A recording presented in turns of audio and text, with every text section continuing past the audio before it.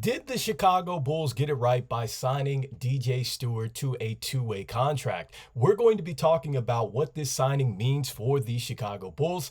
This is your host, Rico Greenhowe, and this is another episode of Bulls Digest. Before we go ahead and jump into it, wanted to let you know that 77.9% of you that watch the videos are not subscribed to the channel. Make sure you mash that subscribe button so you can stay up to date with the latest news and happenings around your Chicago Bulls.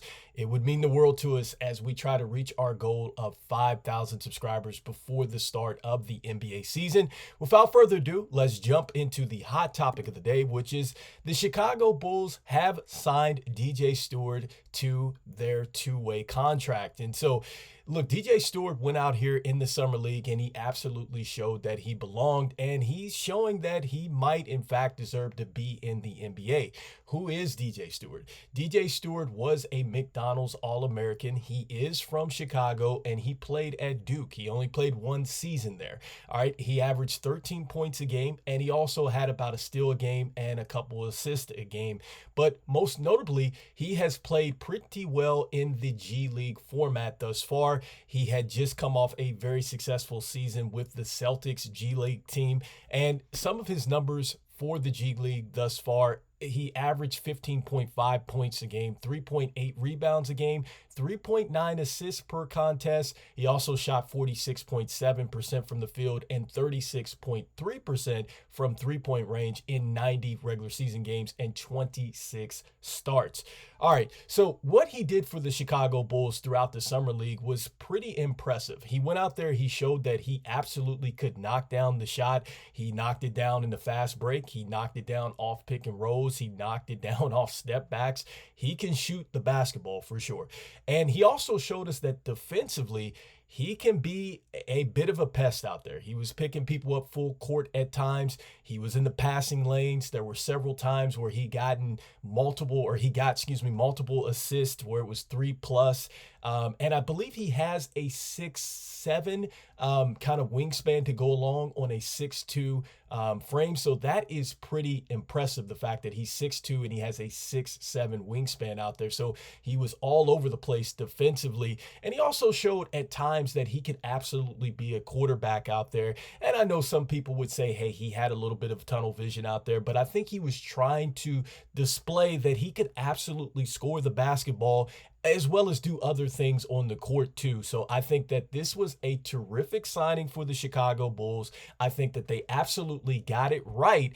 And I think that Chicago has learned from the mistakes that they have made in the past. What are some of the mistakes that the Chicago Bulls have made in the past? Well, let's start with Max Straus. Here is a guy that now starts for the Cleveland Cavaliers. He is a pretty good jump shooter, to say the least, but he knows how to play the passing lanes defensively. He was a part of the Miami Heat culture out there with Jimmy Butler. He had a very good run there, and he's very deserving of his NBA contract. He was with the Chicago Bulls. He was playing well with us in the G League. He got injured, and we let him go. So this was talent that we let get out of the door.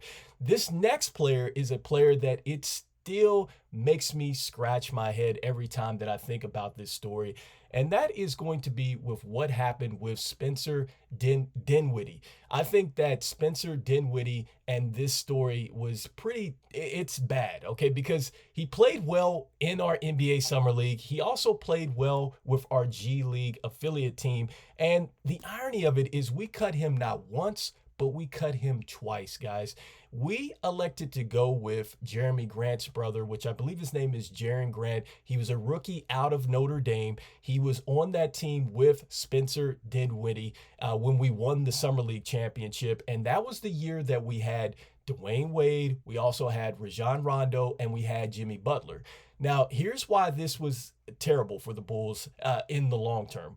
Number one, we got to the playoffs that year, and we were up 2-0 against the Boston Celtics. That year, Isaiah Thomas won the MVP. All right. Rondo broke his thumb. After that, we had to go with Jaren Grant. And Jaren Grant was not able to produce at the point guard position in that playoff series. I'm not saying that it was his fault, but it also showed later on that he just was not the right decision for us. We eventually let him go. And then we also had, Isaiah Cannon on that roster as well. Both of them had to pretty much take over the point guard position for Rajon Rondo. Neither was ready for that type of position, that type of spotlight, and neither stuck around. Now, the irony is that with Spencer Dinwiddie, he went on to have a very successful career. All right. And so, look, Spencer Dinwiddie went on, guys, to obviously have a very successful career in the NBA, but look at what he was able to do in just a couple seasons. He went on to be third in the most improved player awards. He went on to have a very successful career, being able to play the 1 and the 2.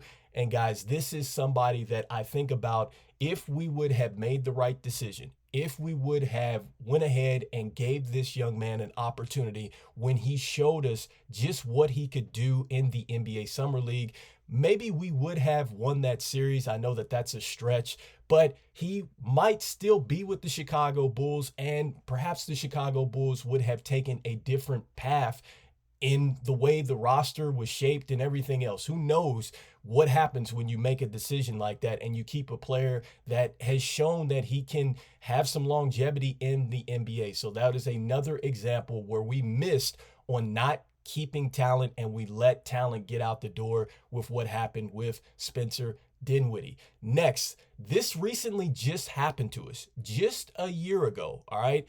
And so this is Javon Freeman-Liberty. Okay. Now he's playing with Toronto at this point in time. He actually had a pretty good season last season. And the irony about this is he is a Chicago native who is from Chicago. He played at DePaul. He looked very good with us in our G League, and he showed signs in the Summer League. And you're looking at the numbers: 18.4 points, 2.9 assists, 5.7 rebounds, and he shot 37% from the arc in the 5 attempts per game, guys. So he absolutely showed flashes.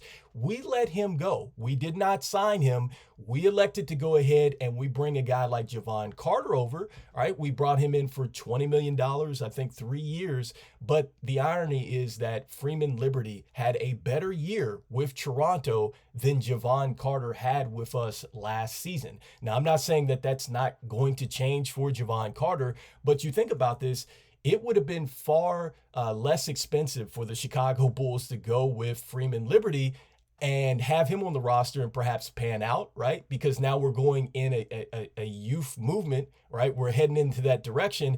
I don't know where Javon Carter is going to fit, or like a Torrey Craig, but I think that Liberty Freeman absolutely would fit that role that he's going to be looking to get into with this youth movement with us. So I think that is a situation where the Chicago Bulls missed. Stumbled a little bit there, but wanted to drive home the point that, look, I think that Freeman-Liberty would be a better fit for the direction of the franchise right now. And he had a better season than Javon Carter, who had been in the league for quite some time. But anyway, that leads us to just the questions. Like, do you guys feel like DJ Stewart was a good sign for the Chicago Bulls? Do you think that, which I think he's going to help with the development of some of the players that might end up going down into the G League and spending a little time, whether it's going to be Sanogo, we might have to put Buzelis down there for some development purposes, but we have a point guard that they can both play with. And then also too, do you guys like it because now we have a chance to bring a player up that might be impactful down the line? I'm not saying that he's going to be a starter. I'm not saying that he's going to play major minutes, but in the case that we do move on from Javon Carter, we do end up trading Lavine and Vooch, and we need to fill in some roster spots until we can figure some stuff out. He might have to come in and play some minutes and actually show that he belongs, not just in the NBA, but he belongs with the Chicago Bulls. Let me know what you guys are thinking in the comments. And even though we are getting hyped about an undrafted rookie in DJ Stewart, I'm still saying go Bulls. And as usual, I'll see you guys on the next one. Peace.